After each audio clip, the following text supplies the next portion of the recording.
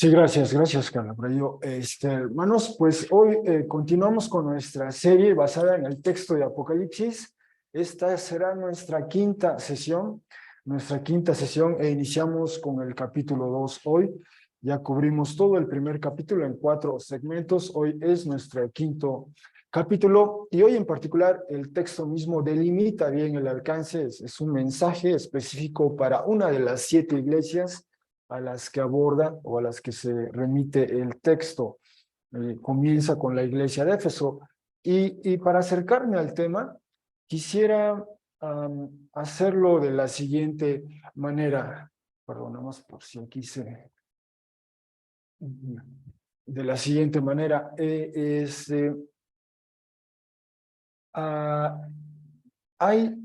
Quisiera con ustedes considerar esto que puede denominarse, digamos, el nivel de confianza en la iglesia en todo el mundo, en contraste con otras instituciones públicas. Pero especialmente nos vamos a concentrar hoy en la zona del continente americano, primordialmente Latinoamérica y Estados Unidos. ¿Qué piensa la gente de la iglesia en comparación con otras instituciones? Y para ello me basaré, para este breve contraste, entre dos encuestas. La primera, la que estamos viendo a la izquierda de nuestras pantallas, o de la pantalla, la emite una organización en Estados Unidos que se llama así y en México, bueno, no en México, sino en Latinoamérica, es una organización que tiene su sede en Santiago de Chile, y se conoce como el Latinobarómetro. Y año tras año ellos hacen lo que llaman una suerte de, miden el pulso social de la sociedad, valga la redundancia, latinoamericana. Eso hace el Latinobarómetro desde ya hace varios años. Y también esta organización Gallup con frecuencia está emitiendo este tipo de encuestas que levanta al interior del país. Por ejemplo, si observamos solo la primera, que tiene que ver con los Estados Unidos, esta encuesta que hace Gallup y que publicó apenas, bueno, hace ya por lo menos 2 años y medio, del 3 al 16 de junio, levantaron estas encuestas, perdón, esto es del año 2019, esto fue antes de la pandemia, y hay varias instituciones públicas de los Estados Unidos, y la que encabeza la lista es el Ejército. Después los negocios pequeños, o como diríamos en México, las pymes, entonces viene la policía, la presidencia, y después viene la Suprema Corte de los Estados Unidos, y en 1, 2, 3, 4, en sexto lugar aparece la iglesia como una religión organizada. Entonces, en Estados Unidos, por lo menos en el año 2019, a quien los ciudadanos de ese país le confiaban más o le tenían más confianza era al ejército.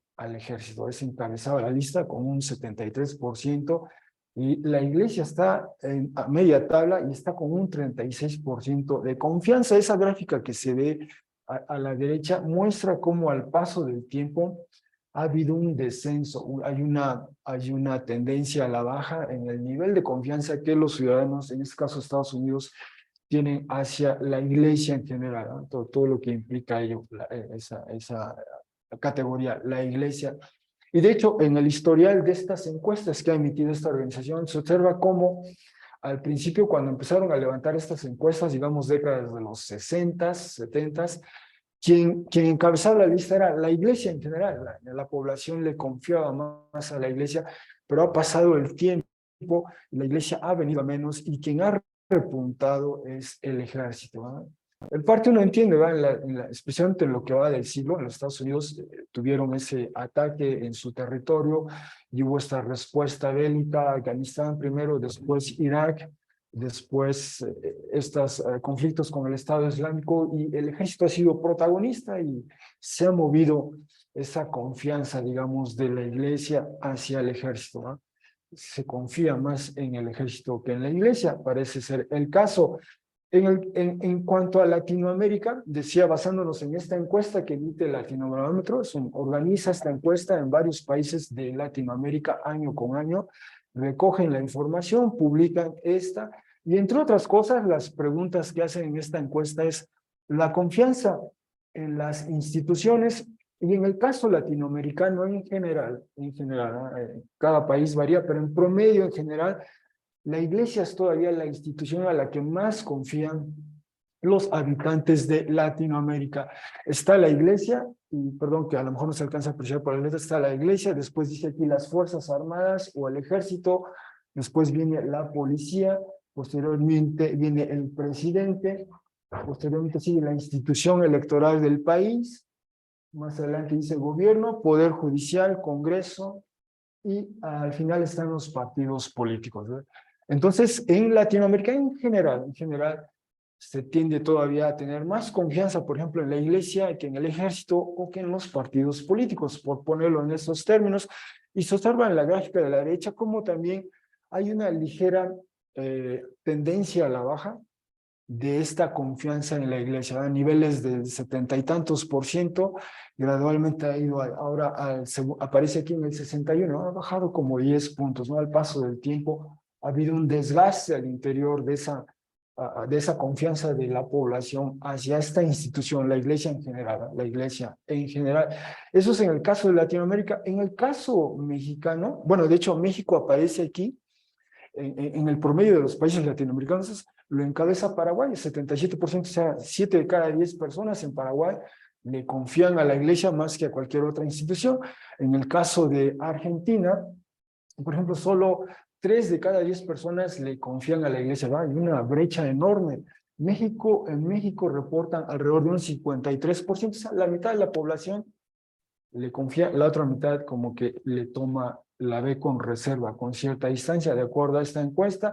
Y en el caso mexicano en particular, el año pasado, en junio del 2022, el INE, por cierto, una institución últimamente cuestionada, no por la población, sino por el Poder Ejecutivo, pero el INE publicó en junio del 2022, el año pasado, a mediados del año pasado, publicó este informe país, igual una encuesta que levantaron, varias variables midieron, pero entre ellas es la confianza en las instituciones y grupos sociales. Y la pregunta fue, ¿cuánta confianza tiene en las siguientes instituciones o grupos sociales? Y ya sea mucha o algo, juntan esas dos categorías, y quien encabeza en este informe esa encuesta, ese resultado, aquí dice las universidades públicas, ¿no? Que también recientemente una de ellas en particular ha estado en el, como decimos, ¿no? En el ojo de huracán, ¿no? Por la cuestión de una tesis, ¿no? Vamos a dejarlo así.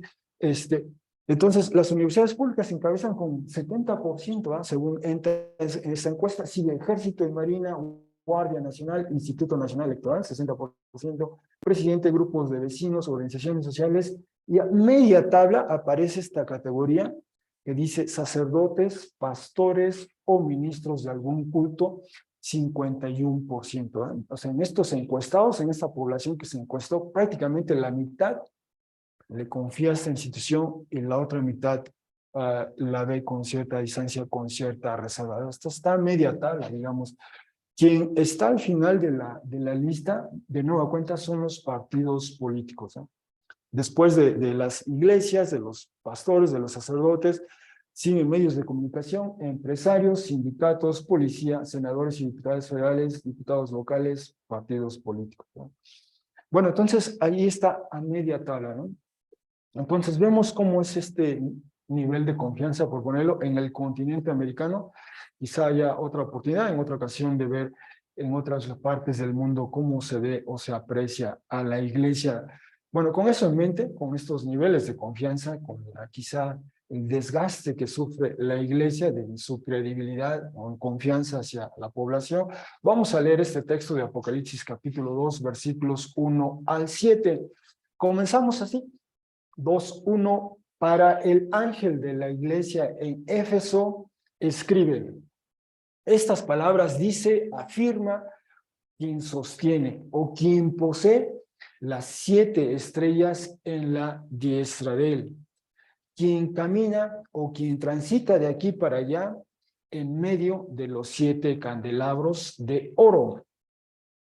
Y aquí va el mensaje, 2:2. Este es el mensaje. Sé, o conozco las acciones tuyas, o las obras tuyas, o los hechos tuyos, y el arduo trabajo, y la paciencia, o el aguante tuyo, y que no eres capaz de soportar o de aguantar, así dice el texto, ¿verdad? A los malos o a los nocivos. Y pusiste a prueba, o también puede decirse, pues pusiste a prueba, o pues examinaste a quienes dicen de sí mismos apóstoles, o quizás parafraseamos eso, a quienes se denominan a sí mismos apóstoles y no son lo que dicen ser, y los hallaste falsos o los hallaste mentirosos. Y, o además, paciencia o aguante, reitero otra vez el autor, tienes y has soportado o has aguantado debido al nombre mío, y no te has cansado, no te has agotado. No obstante, dice el remitente de este mensaje, no obstante, tengo contra ti el amor tuyo, el primero o el más importante, desatendiste o dejaste ir o entregaste o incluso traicionaste. Son esas acepciones que puede admitir ese término. Por tanto, piensa, recuerda, trae la mente de dónde has caído y cambia tu manera de pensar. Eso es lo que dice literalmente ese verbo en griego, o también a veces lo traducimos como arrepiéntete. Y las primeras o más importantes acciones haz o lleva a cabo. Pero si no, y aquí como que el texto elide, si hay una alguna, pero aquí nos dice, si no cambias tu manera de pensar, voy a ti o vengo a ti y moveré o removeré el candelabro tuyo del lugar de él. 2:6. No obstante, esto tienes, o esto retienes quizá, que detestas o que odias las acciones o hechos de los nicolaitas, las cuales yo también detesto u odio. 2:7. Quien tiene un oído, escuche lo que el Espíritu dice o informa a las iglesias. A quien sea victorioso o a quien prevalezca, le daré o le concederé el comer del árbol de la vida, el cual está en el jardín delimitado, o en el parque natural, si se quiere, ahorita de Dios. Hasta allí en la lectura de este texto, 7 versículos. Este es el mensaje para esta iglesia. Al iniciar a explorar ¿qué quiere? ¿Cómo entender, cómo apreciar este mensaje? Entonces, y ahora quisiera que nos detuviéramos un momento en pensar en esta figura que camina de aquí para allá en medio de los 7 candelabros de oro. En sesiones pasadas, en las 2 sesiones previas, nos enfocamos en ese texto, ¿verdad? Pero Apocalipsis 1:9, donde Juan, el autor, dice que llegó a estar en la isla que era llamada Patmos, debido a la palabra de Dios y al testimonio de Jesús. Y esa es una imagen de la isla de Patmos. Dice que tiene varios, así se ve, tiene estos, ¿cómo decirlo? Arrecifes, estas cantos, digamos, alrededor de la isla. Y en algún momento, al interior de esta isla ha habido algunas minas, de hecho. Bueno, eso es una superficie un tanto rugosa, la de la isla, no es como otras islas, algunas quizá aquí en el Caribe más hospitalarias, por ponerlos en esos términos, ¿no? Bueno, este es Juan, allí estuvo, él dijo que estuvo allí por causa de la palabra. Ya vimos, una posibilidad es que en efecto por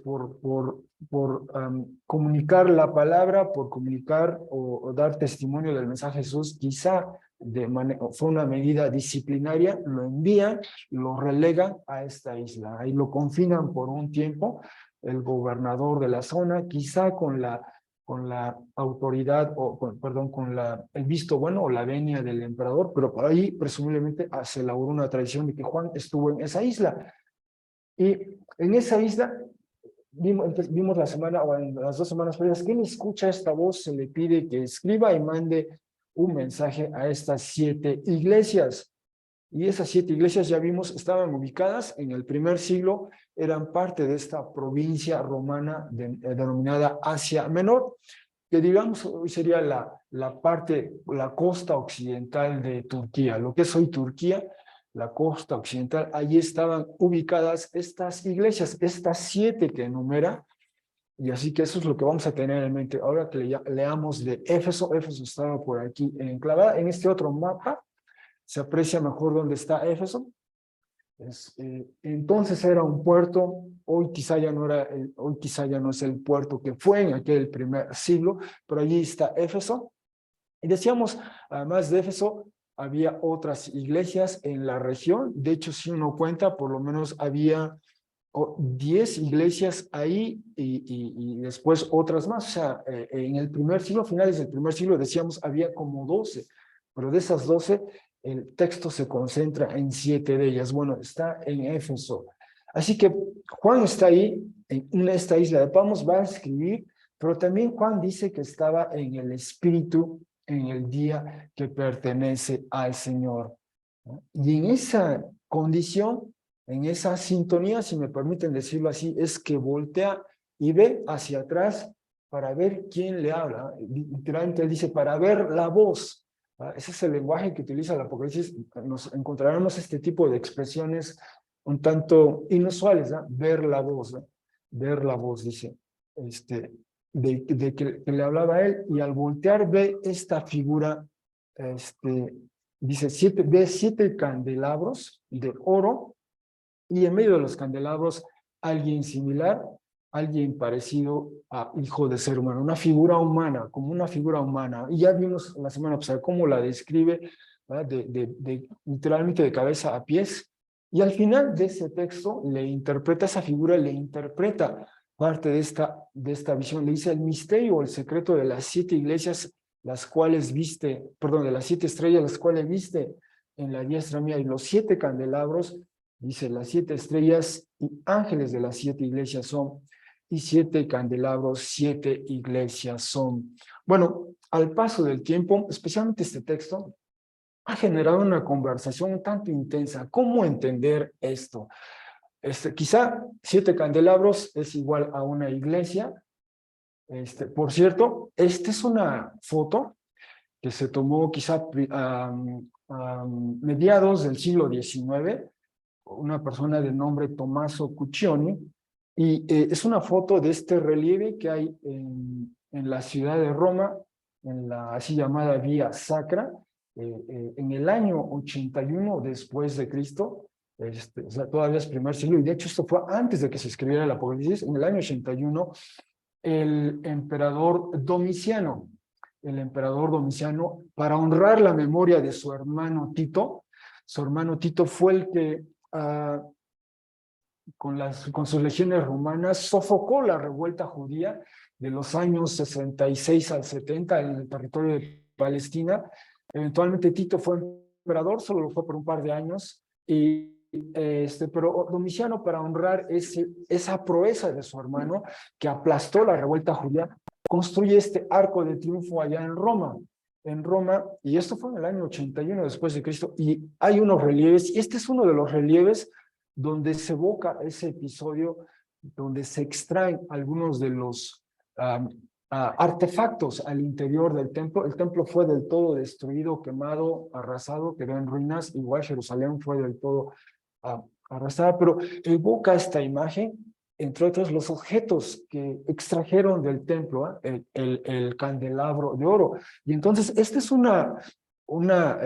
repito, es un relieve del año 81 después de Cristo, o sea, muy cerca del evento, o sea, 10 años, 11 años después de ese evento, y que recrea cómo era la imagen de un candelabro. O sea, ¿qué se entendería por un candelabro en aquel tiempo? Pues más o menos esa sería la imagen allí en el primer siglo, ¿eh? Lo que quizá atestiguaron algunos romanos. O sea, de hecho, Tito entró al templo, lo cuenta Josefo, varios de sus generales o soldados entraron al templo, vieron el interior, y Tito, según el relato de Josefo, quería impedir que se destruyera el templo, quería preservarlo, pero sus soldados ya habían comenzado a prender fuego por aquí y por allá, y a robar artefactos, llevarse artefactos, y finalmente el fuego consume todo, ¿verdad? Entonces esto es algo que pudieron recuperar. Y bueno, lo digo todo esto porque eso es quizá lo que tiene en cuenta Juan en su visión. Ve estos candelabros, ve 7 de ellos, ¿eh? ve 7 de ellos, y si me permiten traducir en palabras esto que él ve, no quiero decir que así fue, ¿verdad? Pero ve esta figura como humana, vimos la semana pasada, una figura resplandeciente, y ve 7 candelabros, ahí están 7, y dice que en la diestra de esta persona, um, asumiendo que esa es la diestra, a lo mejor debió haber ser la otra, ¿verdad? Son 7 estrellas, ¿verdad? 7 estrellas, y nos dice, nos interpreta la visión, bueno, los candelabros son iglesias, ¿no? Son las 7 iglesias, y las estrellas son los 7 ángeles, nos dice así, ¿no? Hasta ahí la visión, ¿verdad? Y repito, el candelabro, pues es una versión estilizada de ese relieve, es lo más cercano que tenemos, no es una foto, pero es lo más cercano a cómo se veía un candelabro, y así se reproduce 10 o 11 años después en este relieve, en esa escultura, ¿no? ¿Sí? Bueno, la pregunta es, ¿cómo entender eso? O sea, ¿cómo es esto de que quizá candelabros como iglesias está bien, pero ángeles de las iglesias, ¿cómo entender? Esa es la gran conversación que se ha generado. Bueno, en el libro de Apocalipsis, el vocablo ángelos en griego aparece 64 ocasiones, ¿verdad? Es uno de los textos donde abunda mucho el protagonismo de los ángeles, ¿verdad? Allí, de principio a fin, está el libro saturado de la presencia de ángeles, ¿verdad? A veces habla de un ángel en particular, a veces de un grupo de 7 ángeles. Esta frase recurre varias veces, 7 ángeles, 7 ángeles, ¿verdad? En Apocalipsis 5, cuando llegamos al 5, nos va a decir que hay miles y miles y miriadas, es decir, una población extraordinaria de ángeles, pero en el capítulo 12 se nos da el nombre de ellos, o sea, todos ellos son personajes anónimos, el ángel, los 7 ángeles, pero solo en el 12, capítulo 12, 7, se nos da el nombre de uno de ellos, Micael. Micael es el nombre de uno de ellos en Apocalipsis 12, 7. Y por otro texto del Nuevo Testamento, en este caso la epístola a Judas, Judas 9, se refiere a Micael y lo describe, o sea, le pone un adjetivo si se quiere, o un título, ¿verdad? Lo describe como el arcángelos, ¿verdad? Eso quiere decir el jefe de ángel, el jefe ángel, ¿verdad? Digamos el capitán, el general, no sé, pero eso literalmente significa el jefe ángel, Micael. Lo describe así. Es el único que se menciona, en el Nuevo Testamento, otro ángel del cual sabemos su nombre, es el ángel Gabriel. Quizá recuerden esos episodios, Gabriel es el que le comunica a María, entre otras cosas, ¿verdad? Que ella ha quedado embarazada y que ella va a dar a luz a Jesús, ¿verdad? Pero los evangelios dicen que se llama Gabriel, el ángel Gabriel. Es otro de los ángeles, de todos los que aparecen en el Nuevo Testamento, solo a 2 se les da su nombre, Micael en el Apocalipsis y Gabriel en los evangelios. Bueno, hasta ahí, eso es lo que nos dice Apocalipsis, ¿ya? Evidentemente, el vocablo es consistente. Ángeles son seres no terrenales, ¿eh? Tienen varias funciones, están de alguna manera allí en el espacio de Dios, en el trono de Dios, en la presencia de Dios. Allí es donde ellos, incluso cuando se describe a Micael en Apocalipsis 12:7, se lo ubica en el cielo. En el cielo. Micael está en el cielo y ocurre algo allí, hay una batalla, hay una pelea y alguien es expulsado del cielo, por así decirlo, pero Micael y sus ángeles están allí en el cielo, hasta ahí. Luego, si uno va al Nuevo Testamento, del Apocalipsis ampliamos nuestro espectro de búsqueda y vemos el resto del Nuevo Testamento. Jesús, según Mateo, el Evangelio de Mateo 18, al referirse, le traen a unos, Jesús habla, le preguntan, ¿quién es el mayor? ¿Quién va a ser el mayor? Esa pregunta va de sus discípulos. ¿Quién va a ser el mayor entre tus discípulos? Y Jesús nos dice el pasaje de Mateo 18, toma un niño, se lo coloca aquí en medio de él y comienza a hablar. Y se refiere a sus discípulos como ese pequeño, ¿verdad? Como uno de mis niños, y entre otros dice a sus pequeños, ¿verdad? Que advierte que no menosprecien o que no, si alguien hace daño a uno de sus pequeños, ¿verdad? Llega a decir Jesús, advierte no menospreciar a sus pequeños, presumiblemente una metáfora de sus discípulos, todos en general, dijo Jesús esto, debido a los ángeles de ellos en los cielos, pues siempre el rostro de mi Padre en los cielos, así dice, ¿eh? Entonces Jesús establece un vínculo. Aquí están sus discípulos, bueno, en aquel tiempo estaban sus discípulos en Palestina, y de alguna manera había un vínculo de algunos ángeles con esos discípulos suyos. llega a decir eso Jesús. Más adelante, en el libro de los Hechos, algo pasa en Palestina. Herodes, era yo creo que ya el nieto de Herodes el Grande, llega a prender uno de los apóstoles, Jacobo, y de hecho lo ejecuta. Y aprende también a Pedro y lo tiene confinado en una prisión, y presumiblemente se esperaba que también iba a ejecutar a Pedro allí en Jerusalén. Y la comunidad, o algunas de las comunidades de fe allí en Jerusalén, están orando por Pedro. Y seguramente estaban orando quizá por su liberación, para que no le mataran, no le ejecutaran.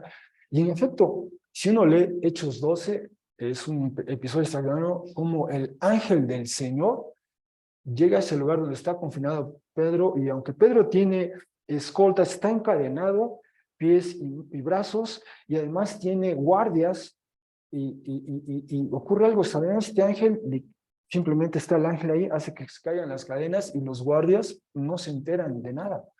Y sale Pedro, y llega al lugar donde están orando por él los hermanos, toca la puerta, y la persona que abre lo ve, y en vez de darle el bienvenido Pedro, le cierra la puerta, corre hacia donde está el resto orando y les dice, es Pedro, allá afuera, ¿verdad? Lo dejó afuera, no le dio entrada. Y la gente que está orando, eso es lo extraordinario de ese pasaje, ¿verdad? Que está orando, le dice, no puede ser él, es su ángel, ¿verdad? O sea, están orando para que lo liberen, pero al mismo tiempo no creen que el Señor pueda librarlo, ¿no? Esa es una de nuestras paradojas a veces en la vida, ¿no? Pero dicen eso, no es él, es su ángel. Es su ángel, ¿verdad? Hay este concepto de que de alguna manera los discípulos de Jesús, los seguidores de Jesús, hay un vínculo con estos ángeles, ¿verdad? Con estos seres no terrenales que generalmente están en la presencia de Dios. Bueno, ese es el resto del Nuevo Testamento. En el Antiguo Testamento, cuando el Antiguo Testamento se traduce de hebreo a griego a partir del tercer siglo antes de Cristo, se encuentra este pasaje en Deuteronomio 32, 8 y 9. La traducción de hebreo a griego algo hizo, introdujo una variante que no está en el hebreo, pero sí en el griego, y esa traducción ha sido muy influyente en otros textos judíos, pero incluso se puede apreciar algo de esto en el libro de Daniel, el libro canónico de Daniel. En Deuteronomio 32, 8, 9, la versión griega, dice así: cuando particionaba el espíritu, como cuando dispersó a los hijos de Adán, que este es un eco de Génesis 10, quizás recuerden, ocurre el evento de Babel. Bueno, todos son dispersos, pero en Génesis 10 se nos dice, ¿verdad? Todos los descendientes, como alcanzamos a ver esa tabla, cómo se fueron dispersando estos descendientes de Adán.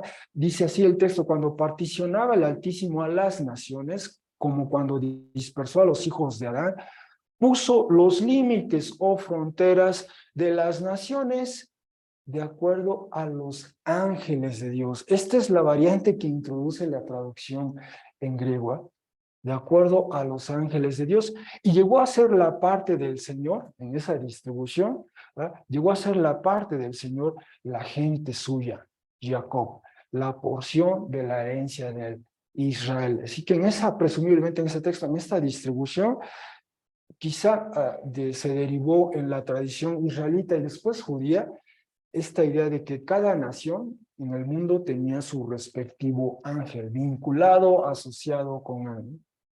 Y en el caso de Israel, bueno, en primera instancia tenía al Señor mismo como quien cuida de él. Más adelante, ya mucho tiempo después de que se escribe el Deuteronomio, en el libro de Daniel capítulo 10, Daniel 11 y 12, pero especialmente Daniel, de nueva cuenta digo, en el texto, esto ya es en el texto tanto en hebreo como en griego, aparece el nombre Micael, ¿no? Micael, ¿sí?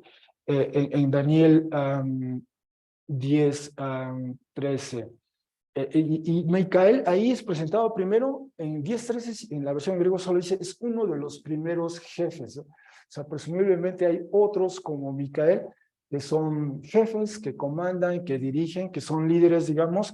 Y después en 10:21 sí se dice explícitamente que Micael es un ángel, y además en 12:1 se le refiere a él como el gran ángel que permanece sobre los hijos del pueblo tuyo, ¿verdad? O sea, como que Micael estaba al tanto, al cuidado del pueblo judío, del pueblo de Israel en ese entonces. Entonces, con todo esto, o sea, solo estamos reuniendo esta evidencia que hay en el texto bíblico, Antiguo y Nuevo Testamento, para tratar de entender o apreciar cómo comprender esto y ante el gran debate que ha habido, ¿verdad? Y entonces pareciera ser que una posibilidad de entender, de apreciar esta visión, es que cuando se refiere a veo los 7 candelabros de oro, cada candelabro representa, en efecto, la iglesia. Jesús dice, los 7 candelabros, las 7 iglesias son, ¿verdad?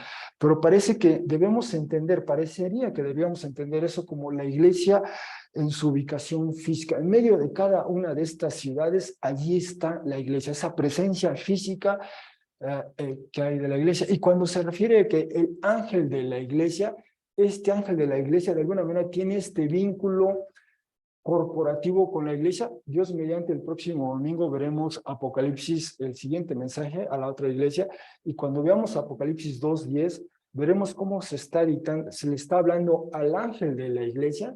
Es segunda persona singular, pero en algún momento, en ese mismo pasaje que se está hablando al ángel, 2:10, también se refiere a la iglesia, a la comunidad, y se habla en segunda persona plural. Entonces, la comunidad, por un lado, el ángel al mismo tiempo, ¿verdad? O sea, como que el ángel y la comunidad, el ángel a veces llega a representar o el ángel tiene un vínculo con la comunidad, ¿no? Pareciera ser que esta es una manera de entender, de apreciar este pasaje en particular, esta visión. Jesús, en medio de esta su iglesia, la iglesia, o sea, vimos también las 7 representa la totalidad de todas esas iglesias. En aquel tiempo había más de 7 en esa región, pero 7 representa la totalidad. Jesús en medio de su iglesia física, así como nosotros aquí, su iglesia física, las personas como tal, pero también hay este vínculo corporativo con esta otra realidad que está en la presencia de Dios, este ángel que de alguna manera tiene vínculo con las iglesias, o cada ángel con las iglesias de Dios. Bueno, pareciera ser esta una manera de entender, de apreciar este pasaje. Habiendo visto esto, entonces comienza este mensaje a la iglesia de Éfeso y se nos dice, el mensaje va dirigido al ángel, no directamente a la iglesia. Dice, el ángel de la iglesia de Éfeso. No es para la iglesia de Éfeso, es para el ángel, ¿verdad? De alguna manera se media el mensaje, pero repito, el ángel tiene este vínculo con la iglesia y en algún sentido a veces la llega a representar. Eso lo veremos con más detalle la próxima semana. Estas palabras dice: quien sostiene, quien posee las 7 estrellas en la diestra de él, quien camina de aquí para allá en medio de los 7 candelabros de oro. Y esto simplemente nos da la idea de que Jesús sabe, conoce a toda su iglesia, la iglesia global y cada expresión local de la iglesia donde esté, incluyendo esta. Jesús sabe, nos conoce, está en medio de su iglesia, y esto es extraordinario, porque en el primer siglo, los súbditos del emperador, o sea, la mayoría nunca en su existencia vieron al emperador, nunca el emperador se acercó, si acaso visitaba una ciudad por acá, una provincia por acá, pero aquí nos están comunicando, Jesús sabe, conoce lo más íntimo de cada iglesia suya.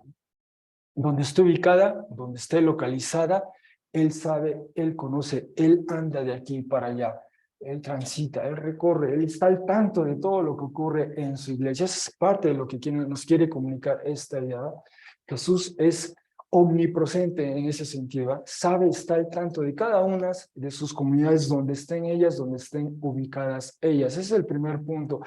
Ya habiendo establecido ese punto, ese marco de referencia, pasamos a lo que nos dice sobre Éfeso, el trabajo de la iglesia de Éfeso. Y antes de ver a detalle cómo se describe el trabajo de la iglesia, rápidamente nos ubicamos sobre Éfeso. Ya vimos dónde estaba ubicada, la costa occidental de lo que es hoy Turquía. Este es un mapa de cómo se veía Éfeso en aquel primer siglo, los varios edificios según excavaciones que se han hecho en el área. En algún momento vimos a detalle esto cuando exploramos el libro de los Hechos 19, y también la epístola a los Efesios, solo para ubicarnos, ¿verdad? De que se han recuperado, se han hecho excavaciones y se ha se ha podido apreciar cómo era la ciudad. La ciudad en aquel tiempo era una ciudad extraordinaria, crucial, decisiva, y esta es una imagen de cómo se ve ahora Éfeso. Tenía un anfiteatro, esta avenida principal, y cómo se ve la ciudad hoy en ruinas. Repito, esto está en Turquía hoy día. Bueno, sobre Éfeso, rápidamente para ubicarnos, Éfeso en el primer siglo era un puerto, una ciudad portuaria, y era una ciudad prominente. De hecho, era la ciudad comercial, más quizá próspera en esa provincia. En el mapa que vimos, Éfeso era la ciudad principal, la más comercial, la que generaba más actividad económica. Era un puerto, pero al interior de esa ciudad, quizá recordemos lo que vimos, en Éfeso existía este culto a la diosa Artemisa. Literatura clásica y excavaciones se han recuperado. De hecho, en su tiempo, el templo a la diosa Artemisa fue considerado una de las 7 maravillas del mundo antiguo. Lo imponente, lo extraordinario de su templo. Y en algún momento vimos imágenes cuando vimos Hechos 19. Había ese culto, un culto pagano, si lo ponemos en esos términos, a la diosa Artemisa, pero también Éfeso, al paso del tiempo, ya bajo los dominios del Imperio Romano, llegó a ser un centro importante del culto al emperador. Ese tema lo vimos la semana pasada, el culto a la figura del emperador, y fue un centro importante. En Éfeso también habitaba una comunidad judía. De hecho, en Hechos 19:8 leemos de ello, pero otras fuentes, por ejemplo, Josefo nos dice algo de esta comunidad judía asentada en Éfeso. Entonces tenemos el paganismo, el judaísmo y este culto institucional, este culto del Estado, de la figura imperial, de la autoridad. Confluían esas 3 fuerzas, esas 3 corrientes, esas 3 ideas, esas 3 perspectivas de la vida, y en medio de esa ciudad llega con tal fuerza e impulso y potencia el Evangelio. Pero además de eso, además de todo esto, también en Éfeso en particular se daba esto que el texto llama las artes curiosas o mágicas. En griego usa la expresión taperierga, que son como las obras en la periferia, las obras alrededor. Una manera de describir que esto es un tanto, como decimos, ¿no? Está, lo que está a la periferia, ¿verdad? O sea, no es lo usual, no es lo normal, no es lo que está en boga, sino es eso que se ve un poquito excéntrico, pero en realidad hoy día nos referimos eso a lo oculto, ¿verdad? Lo oculto, esotérico, digamos, es eso, ¿verdad? Entonces había un culto pagano activo, muy fuerte, el culto al emperador, la comunidad judía y estas artes mágicas. Bueno, con esas 4 influencias allí en la ciudad, emerge y irrumpe el Evangelio de Jesús. Pablo llega digamos, a Éfeso, llega aproximadamente en el año 53, y ahí pasa 3 años. De hecho, leemos en Hechos 19, y especialmente del 19 al 10 nos dice que estuvo sus 3 meses en la sinagoga, ya no le permitieron seguir ahí, y alquila el salón, un salón de clases, de conferencias, un espacio, a alguien de nombre Turanos, ¿no? El salón de Turanos, bueno, por eso se llama aquí Casa Turanos, ¿verdad? Entre otras cosas. Alquila Pablo el salón, y ahí todos los días enseñaba 5 horas diarias en una variante textual. Y de Éfeso después surgen, o sea, las personas que se forman, que son instruidas. Epafras es uno de ellos. Después va de Éfeso y planta la iglesia en Colosas, en la ciudad de Colosa, planta la iglesia en la Odisea, y Pablo lo reconoce eso en su carta a los colosenses, ¿verdad? Reconoce el trabajo de Epafras, un colaborador suyo. Pablo no fue a Colosas, no plantó la iglesia, tampoco fue a la Odisea, pero de las personas que instruyó y enseñó ahí en Éfeso, uno de ellos, Epafras, fue, y a Colosas, muy cerca de Éfeso, y también la Odisea, muy cerca de Éfeso. Entre otras cosas, es el fruto, pero no fue una estancia sencilla. De hecho, Hechos 19 narra un episodio fuerte donde le quieren aprender, no le aprenden a él, aprenden a otro, y hay esta tumulto, esta controversia, ¿no? Y Pablo en algunas de sus cartas dice que habla de las fieras de Éfeso. O sea, hubo un momento en que la estancia fue dura, difícil.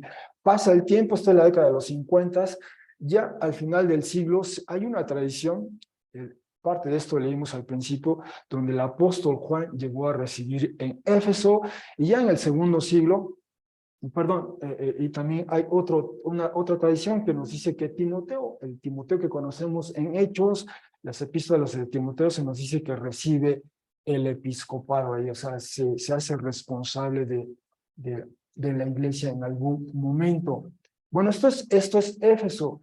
Y rápidamente, para ubicarnos en el tiempo, estamos hablando, ahorita estamos considerando un texto que se ubica aquí, año 95. Para entonces habían ocurrido ya eventos cruciales y decisivos para las iglesias, tanto en Jerusalén y alrededor, como en otras partes del mundo. Especialmente en Jerusalén, uno de los líderes de la iglesia, Jacobo, el hermano del Señor, fue asesinado, o sea, fue lapidado, o sea, lo mataron a pedradas a él en el 62, y eso lo registra tanto Josefo, una fuente judía no canónica, entre otras.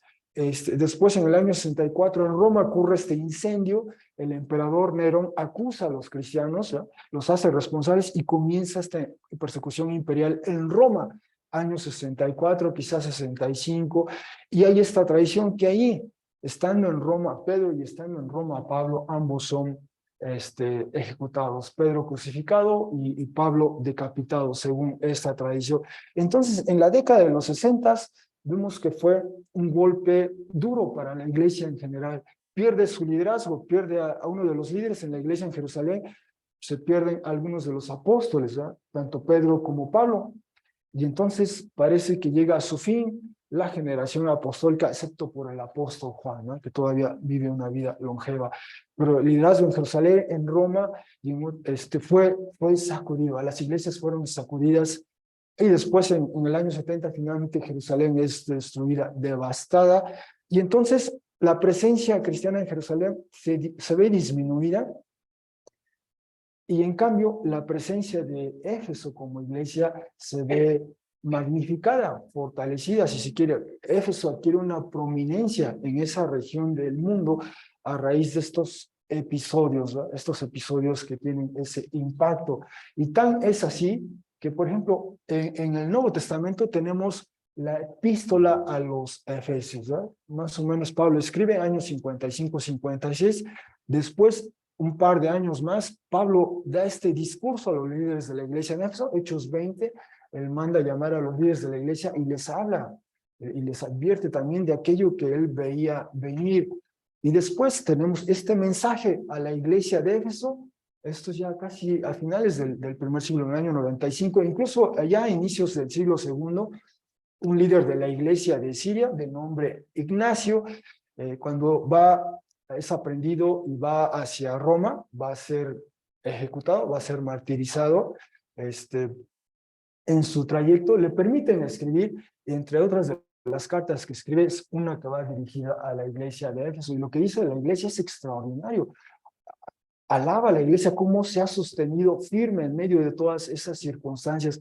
Entonces vemos el rol, la prominencia de esta iglesia, y esa es quizá también una razón por la cual esta secuencia de mensajes comienza con esta iglesia, ¿va? Lo influyente, lo crucial que ha decisivo esta iglesia en la región. Quizá de aquí, del tiempo que pasó Pablo en su misión, surgieron otras congregaciones como la Odisea, entre otras, o como Colosas, ¿va? Así que, teniendo eso en mente, en cuenta, ahora podemos leer esto. Dice, sé o conozco las acciones tuyas, el arduo trabajo y la paciencia o el aguante, y que no eres capaz de soportar a los malos, dice así, pues pusiste a prueba a quienes se denominan a sí mismos apóstoles y no son lo que dicen ser, y los hallaste falsos y mentirosos. Y además, dice, paciencia, aguante o resiliencia tienes y has soportado o aguantado debido al nombre mío y no te has cansado. Quizá ahora apreciamos todo esto, ¿no? A la luz de este contexto, de lo influyente que ha sido, de lo que fue Éfeso, especialmente después de esa década de los 60, donde la generación apostólica casi llega a su fin. De hecho, es interesante el lenguaje que usa Pablo. Habla usa el vocablo griego ergon, que se traduce como trabajo, obra, acción, pero siempre en plural aquí habla de erga, ¿verdad? Los trabajos, el trabajo, las acciones, los hechos que lleva a cabo, pero también usa este sustantivo kopos, que se traduce así como trabajo duro y difícil, es sufrimiento, es fatiga, es esfuerzo, viene de una raíz de golpear o de cortar, ¿verdad? Y entonces, ese es el lenguaje que está utilizando Pablo para describir el trabajo de una comunidad, es trabajo arduo. Y también usa el verbo copao, que quiere decir estar cansado, sentirse agotado por el trabajo duro. Y dice, no dice él, dice aquí, no te has cansado. O sea, es trabajo duro, es cierto, lo ha sido, ¿verdad? Pero no te has cansado, no te has agotado. Recuerden, está hablando, si bien está hablando al ángel, el ángel está hablando a toda la comunidad. Y no solo eso, ¿eh? La comunidad podía hacer el recuento histórico desde la década de los 50 a los 90, digamos, casi han pasado 40 años ya de existencia de la iglesia por lo menos, y ya se puede decir esto de la iglesia 40 años después, ¿eh? Ha trabajado duro, ha soportado, ha aguantado, y en particular ha enfrentado este desafío de aquellos que se presentan como apóstoles y no lo son, entre otros, entre otros. Entonces se puede apreciar a la iglesia. Y de hecho, esto es algo que anticipó Pablo.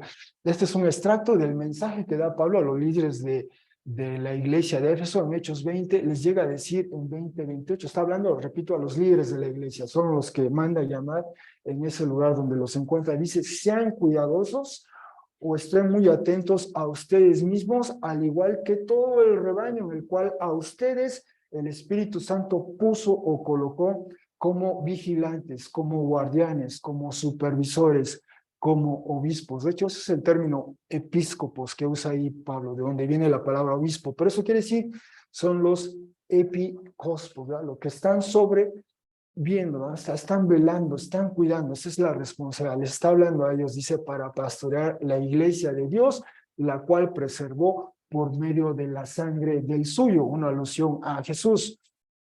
Porque dice Pablo, yo sé, otra vez el yo sé, ¿verdad?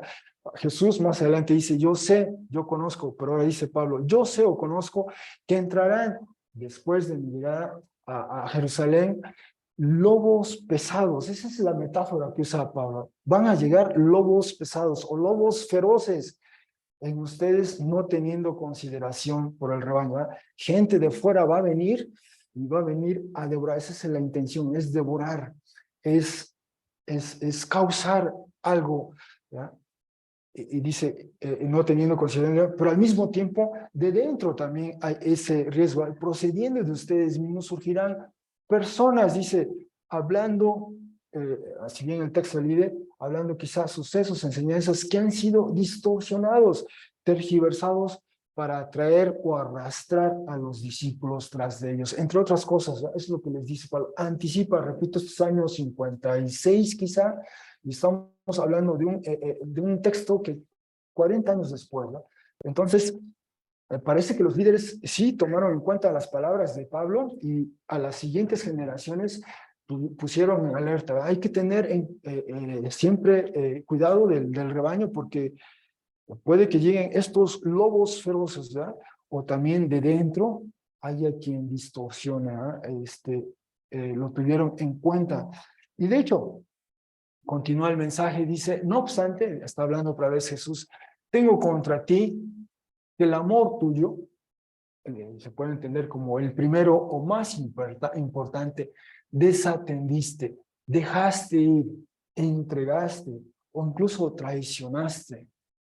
Y esta es la exhortación. Por tanto, piensa, recuerda, trae la mente de dónde has caído y cambia tu manera de pensar o arrepiéntete y las primeras acciones, las primeras obras, los primeros hechos, haz o lleva a cabo. Pero si no cambias tu manera de pensar, vengo a ti y moveré el candelabro tuyo del lugar de él. Y entonces este es el desafío, este es el peligro que enfrentaba en este momento la iglesia. No era tanto el problema de fuera. De hecho, si seguimos leyendo, dice 2:6, no obstante, tienes o posees o retienes, ¿verdad? Que detestas las acciones o hechos de los nicolaitas. De ellos leeremos en 2 o 3 domingos, pero por lo pronto vamos a asumir que los nicolaitas es ese grupo de personas, esa enseñanza que cautivó a algunos y que la idea esencial era comprometer la fe en Jesús, ¿verdad? Hacer una concesión a la cultura, diluir el evangelio, acomodarnos a la sociedad. O sea, el evangelio nos dice algo, pero también para ser atractivos o para participar en lo que hace el resto de la sociedad, pues eso, vamos a diluir el evangelio, vamos a comprometerlo, vamos a hacer una concesión, vamos a hacer algo allá y también acá. Esa es más o menos la idea de los nicolaitas. Volveremos, lo veremos en detalle, pero Jesús usa un término fuerte, dice, yo también detesto, odio, es un término muy fuerte, de hecho, Jesús ahí. Entonces, parece que sí, prestaron atención a la instrucción de Pablo 40 años atrás, el liderazgo de aquel entonces, de generación en generación pasó eso, pero en ello, en ese celo, si queremos ponerlo así, en esa intención de procurar la ortodoxia, la buena enseñanza, la buena doctrina, lo cual es muy bueno, y celebra a Jesús y afirma a Jesús, algo pasó en el camino, se perdió de vista algo, se perdió algo, ¿eh? Quizá estaban muy atentos, llegaron estos apóstoles y ¿qué dicen? ¿Qué enseñan? ¿No? Y no, ya nos dimos cuenta que no. Entonces, pero algo le pasó a la congregación que perdió eso, perdió ese que llama amor suyo, el primero o más importante. Desatendiste, dejaste ir entre las... Ahora bien, el texto no elabora, ¿verdad? Nos hubiera encantado que nos hubiera dado más detalles en qué consistía esto, ¿verdad? Pero simplemente le invita, hay que pensar, hay que volver a las raíces, a los orígenes. Cuando llega y se planta en la iglesia, ¿cuál fue la primera enseñanza? La enseñanza apostólica, en este caso la enseñanza del apóstol, ¿verdad? Hay que volver a eso y revisar y qué más había, qué hicimos al principio, ¿verdad? ¿Qué fueron esas acciones, esas obras, esos hechos a los que Jesús hoy nos invita volver a ellas y también llevar a cabo? Importa la ortodoxia, es importante, es crucial, es decisiva, pero también la práctica, la praxis, si se quiere poner así, ¿verdad? Ortodoxia y praxis. Encontrar ese justo balance, ese es el gran desafío de cada iglesia en cada generación. De hecho, veremos quizá en 2 domingos que hay una iglesia a la que se le afirma, se le reconoce su amor, pero al mismo tiempo es una iglesia que acepta enseñanza extraña, ¿no? Entonces ahí también otra vez tenemos el desafío, ¿cómo encontrar ese equilibrio entre ortodoxia y la praxis, ¿no? Entre la sana enseñanza, la sana doctrina y el amor al interior entre nosotros y el amor hacia los demás, ¿ya? ¿Cómo encontrar ello?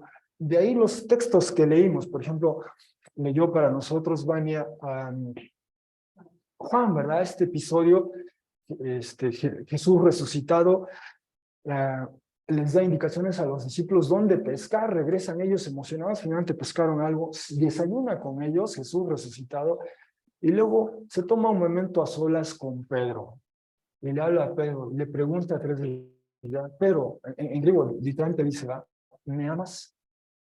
3 veces le pregunta, ¿me amas? Y Pedro le dice, sí, Señor, yo te amo. Bueno, ¿cómo se te va a traducir ese amor? Dice, pastorea mis ovejas, apacienta mi rebaño. Todo lo que eso implica, ¿verdad? Es el trabajo arduo que dice el texto, ¿verdad? El trabajo arduo, pero es eso, es pastor, entre otras cosas, ¿verdad? Entre otras cosas. Bien pudiéramos leer también 1 Corintios 13. Pablo explica a los corintios qué es el amor, ¿verdad? Dice, ustedes procuran los dones, los mejores dones, eso está muy bien, pero Pablo también ahí dice, pero también yo les muestro esta opción, ¿no? El amor, ¿no? Y habla del amor, es ese pasaje extraordinario en 1 Corintios 13, ¿no? Si yo hablo en lenguas, pero no tengo amor, dice, soy como un metal que hace un ruido extraño, ¿verdad? Y el amor es clave, el amor es todo lo que eso describe Pablo. Entonces ahí está el amor. Y ese es el gran desafío de toda congregación, desde el primer siglo hasta hoy, el siglo XXI, en todas partes del mundo. Encontrar, hallar ese equilibrio, ese balance entre la doctrina sana, la doctrina apostólica, la doctrina del Nuevo Testamento, digamos, por ponerlo en esos términos, pero al mismo tiempo el amor, si todas estas expresiones del amor, el amor hacia el interior de la comunidad, el amor hacia aquellos fuera de la comunidad, ¿no? Ese es el gran desafío, cómo mantener esa ortodoxia, esa lealtad y sumisión a la autoridad de la palabra, pero al mismo tiempo expresar amor. Ese es quizá. Y finalmente, en nuestro último punto, hay este llamado. Quien posee un oído, también escuche lo que el Espíritu dice o informa a las iglesias. Está hablando Jesús exaltado a Juan, Juan está tomando nota, pero tenemos también aquí al Espíritu, ¿eh? El Espíritu guía, el Espíritu informa, y también como iglesia, como congregación, esta es una indicación corporativa, ¿eh? Como iglesia debemos estar atentos, debemos ser capaces de discernir, de escuchar la voz del Espíritu, lo que el Espíritu dice a las iglesias, lo que el Espíritu dice a esta iglesia en particular. Y finalmente, este llamado a ser victorioso, a quien sea victorioso, usa el verbo nikao, eso quiere decir, nikao, nike, victoria, y están los nicolaitas, ¿ya? Hay algo de eso, pero lo veremos en 2 domingos. Quien sea victorioso, a ser victorioso, a prevalecer, a conquistar, a sobreponerse pues a ese desafío, ¿eh? ¿Cuál es la implicación de ella? Dice Jesús, le concederé el comer del árbol de la vida, el cual está en el jardín delimitado, o este jardín de Dios. Y recientemente vimos nuestra serie de Génesis, y probablemente esto ya nos es familiar, ¿eh? Entendemos más esta frase, ¿eh? Comer del árbol de la vida. Y solo para recordar, Génesis 2:9, bueno, desde 2:6, 7, Dios coloca al hombre, en este caso, en este jardín. Bueno, se planta el jardín y ahí coloca al hombre, y dice 2:9, y causó que brotara o surgiera Yahvé Dios del suelo cultivable todo árbol, siendo deseable a la vista y bueno, útil para alimento. Y por cierto, el árbol de vidas, así dice la expresión en hebreo, ¿no? El árbol de vidas, el árbol de toda una vida, que después cuando se traduce al griego, se traduce como el árbol de la vida, en medio del jardín. En medio del jardín. Y cuando algo terrible pasa o ocurre, quizá veíamos esta gradación del espacio, el hombre y la mujer son echados del jardín y ya no tienen acceso a ese árbol de la vida. Tenemos esa espada flameante que revuelve, digamos, y también esos seres no terrenales, esos como querubines, ¿verdad? Que cubren el acceso. Pero ya entendemos mejor esa referencia. ¿Qué quiere decir? Veíamos, ¿verdad? El árbol de la vida es, bueno, ahí está, simboliza la presencia de Dios, poder participar de la presencia de Dios, y por lo tanto el horizonte de la muerte no estaría presente, pero connota también, árbol de la vida connota eso, vida eterna. Y también Jesús dijo, ¿verdad? Yo soy el camino, la verdad y la vida, o sea, el camino hacia eso que da vida eterna. Bueno, eso es a lo que nos llama a perseverar, a perseverar. Entonces, en conclusión, nuestro texto que hemos visto hoy, la primera gran visión del Apocalipsis, nos permite ver la realidad desde la perspectiva del Espíritu. Es decir, hay 7 iglesias físicas allá en Asia Menor, pero al mismo tiempo Juan pudo ver esa otra manera de ver la realidad a través de este lenguaje visionario y simbólico, estos 7 candelabros y esa visión de esta figura como exaltada. Entonces, las 7 iglesias en sus respectivas localidades en Asia Menor son vistas bajo el cuidado y señorío de Jesús. Exaltado los símbolos espaciales, el menorá o el candelabro, y los celestiales, las estrellas, apuntan a la ubicación y carácter corporativo de la iglesia. Jesús exaltado alienta, afirma el trabajo duro, arduo que lleva a cabo la iglesia de Éfeso. Para entonces ya habían pasado aproximadamente 40 años de ello, pero observa, Jesús les pone al tanto, ¿eh? Les hace ver el riesgo en que se encuentran, es peligroso. Han perdido ese balance, ese equilibrio en su quehacer o misión, y por lo tanto hay que revisar esa agenda para recuperar o volver a las primeras o más importantes acciones también. Se trata de ese fino equilibrio entre ortodoxia y praxis, y toda iglesia en todo el tiempo tiene ese gran desafío. Jesús invita a ser victorioso en medio de los desafíos y arduo trabajo. Algunas de las implicaciones que podemos considerar hoy en base a este pasaje es, por ejemplo, esta perspectiva apocalíptica de la realidad, y ya vimos que apocalíptico simplemente quiere decir que nos permite asomarnos, ¿no? No hay nada fatalista ahí, sino simplemente es ver lo que ha estado oculto. Esta perspectiva apocalíptica de la realidad posible de discernir a través del Espíritu nos presenta a un cuadro tan íntimo, por lo menos quiere decir, ¿va? Un cuadro tan íntimo de Jesús exaltado y su iglesia, tanto global como local. Así que como todo ello nos anima en la misión de nuestra comunidad de fe en Jesús. De hecho, podemos decir, ¿no?, en base a este texto, que de alguna manera Jesús está aquí presente. En esta iglesia, como en otras iglesias, en esta ciudad, como en otras iglesias, en este país, como en otras iglesias en todo el mundo. Jesús sabe lo que pasa, ocurre en su iglesia. Conoce íntimamente a su iglesia, ¿sí? Y está aquí de una o de otra manera. Segundo, hemos relegado, hemos marginado, hemos ignorado el amor a la comunidad de fe en Jesús o a la comunidad en la que nos habitamos, ¿no? ¿Qué debemos tener en cuenta? ¿Qué debemos recordar? ¿Y de qué debemos arrepentirnos? Quizás es también el momento de pensar, ¿no?, de ello. Finalmente, ¿cómo podemos discernir entre los falsos maestros y las falsas enseñanzas? Y quizá el texto mismo nos va a ir guiando, orientando al respecto en la medida que vayamos avanzando. Pero está latente esa posibilidad, ¿no? Esa posibilidad, y como congregación, ¿no? Es tarea de toda la congregación estar atentos, pendientes de algo o de alguien, ¿no? Y comentarlo o mencionarlo y juntos ver cómo proceder a la luz de la palabra con la guía del Espíritu bajo el señorío de Jesús, ¿verdad? Así, de esa manera. Bueno, con ello concluimos esta exposición. Perdón, sí, adelante, Carla. Sí.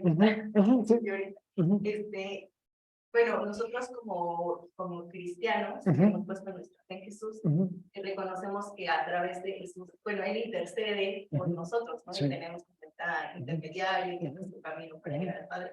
Pero recuerdo en algún momento, cuando, o sea, cuando era niña, no sé, que nos enseñaban mucho acerca de los ángeles, y de alguna manera como que sentía que nos enseñaban que esta era la función de ellos, ¿no?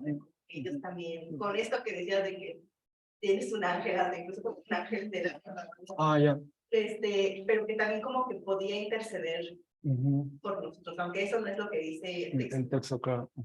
Pero, o sea, me hizo interesante esta figura como de los ángeles y cómo hoy nosotros podríamos entender, o sea, el trabajo, o sea, de los ángeles en la iglesia, o si también como en Mateo, porque eso también fue lo que me llamó la atención de Mateo en el primero, que pues dice, o sea, como que daba a entender que cada uno de nosotros pues tiene como que su ángel, ¿no? O sea, de alguna manera.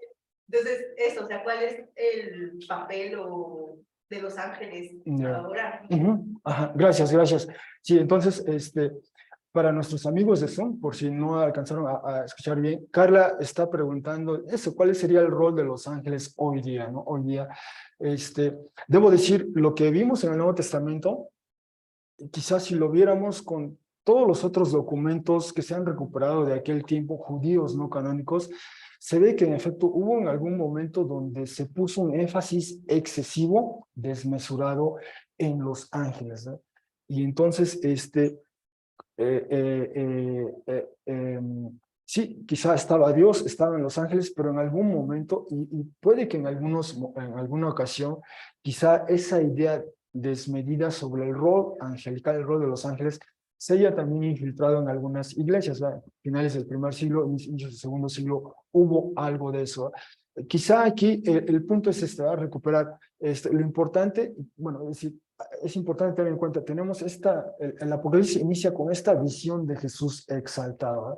Se le retrata de una manera tal que hay ecos, en el Antiguo Testamento, ecos en alusión a Dios, a una figura sacerdotal, a una figura mesiánica, e incluso a figuras angelicales o no terrenales, ¿verdad? Pero es Jesús, y Jesús tiene a los ángeles en su diestra. ¿Sí? Entonces Jesús está por encima de cualquier ser angelical, y esa es la constante en todo el Nuevo Testamento, especialmente Colosenses, ¿no? que Él está por encima de cualquier, o Efesios también, ¿verdad? Jesús tiene toda autoridad en el cielo y la tierra, no hay ningún otro ser a la par de Él. Ahora, el rol que le da el Nuevo Testamento a los ángeles es un tanto, son mensajeros, es decir, se usa un ángel para darle el mensaje a María, ¿no? Por ejemplo, son ángeles que son enviados en una situación extraordinaria, pues Pedro fue liberado de esa pena de muerte, de esa sentencia de muerte, de una manera extraordinaria por la intervención de un ángel. Entonces, a veces Dios puede recurrir a eso, probablemente podemos decir entonces como ahora, ¿no? Entonces como ahora puede también ese ser el caso de un ángel. Los ángeles, lo veremos en los siguientes capítulos de Apocalipsis, adoran, alaban a Dios, ¿verdad? Y se suman a nuestra adoración. O sea, en Apocalipsis 5, perdón, es una adoración cósmica, ¿verdad? Se celebra que Él es el Cordero, ¿no? El Cordero de Dios que compró para sí pueblo con su sangre, ¿verdad? Y de toda tribu, pueblo, lengua y nación, y participan, se suman en todas estas miriadas de ángeles, dice así, participan los ángeles de ello. Ahora, esta idea del ángel que cuida de nosotros, ¿verdad? Bueno, debo decir que está ahí, ¿verdad? Y de alguna manera el texto dice bueno, o sea, por lo que vemos en Hechos 12, el ángel puede ser un instrumento, uno de estos seres que Dios utiliza para también cuidar de su pueblo, cuidar de los suyos, pero quizá debemos ser cautos. El mismo texto de Apocalipsis veremos más adelante cómo Juan tiene un encuentro, Juan el vidente de Apocalipsis, tiene un encuentro cercano con un ángel y de hecho se posa ante el ángel y el ángel mismo le dice, no hagas esto, yo soy tu consiervo, ¿verdad? Soy como tú en un sentido, ¿verdad? Estoy a ese mismo nivel, son distintos, uno es ángel, otro es un ser humano, pero estoy a tu mismo nivel, ¿verdad? Adora a Dios, ¿no? Y quizás es el punto, ¿verdad? Están ahí, los ángeles tienen su rol, su función, y Dios les usa para beneficio de su pueblo, pero sí debemos tener esta precaución, ¿verdad? De no ir más allá. Al que adoramos, al que debemos nuestra lealtad, es a Jesús, al Señor, ¿verdad? Y el ángel mismo reprende 2 ocasiones, le dice a Juan, no hagas esto, ¿verdad? No te postres, no me adores a mí, adora a Jesús, ¿verdad? A Jesús. Y quizá solo lo dejamos así, hay ese espectro, ¿no? O sea, el ángel, Dios puede usar al ángel como un instrumento para incluso intervenir en una situación muy difícil y muchas veces, a veces escuchamos testimonios, ¿verdad? De que algo extraordinario pasa y escuchamos, no, el ángel del Señor de alguna manera hizo algo, ¿no? Y es posible, muy posible. Espero eso ayude como una primera respuesta, Carla, a la pregunta, ¿no? Muy bien, si no hay otra pregunta, entonces, hermanos, damos paso a esta oración, quien vaya a hacerlo, para, para proseguir con el servicio. Gracias, hermano.